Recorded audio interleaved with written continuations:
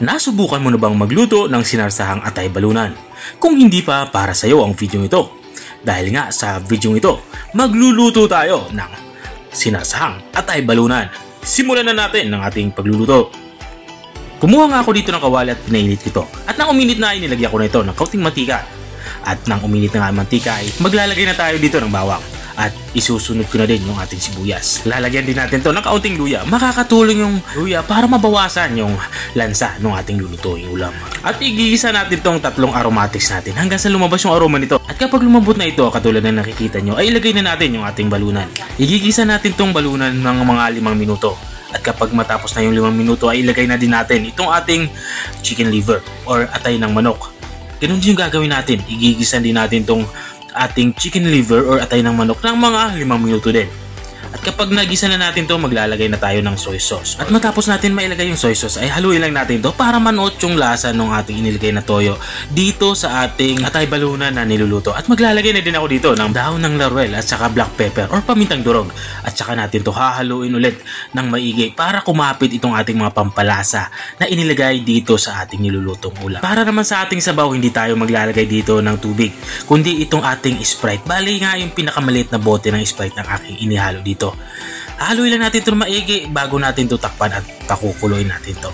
Pakuloyin natin ito ng mga 5 minuto at makalipas nga ng 5 minuto ay bubuksan natin ito at dito naman sa parteng ito ay ihihiwalay na natin yung ating nilulutong atay dito sa balunan ng manok. Ginagawa natin ito para hindi ma-overcook yung atay ng manok. At matapos nating maihiwalay ito ay itabi muna natin ito at tuloy-tuloy lang tayo sa pagluluto. At para mas maging malasa yung ating nilulutong ulam, maglalagay ako dito ng chicken cube. At tutunawin ko lang to bago natin to ihalo dito.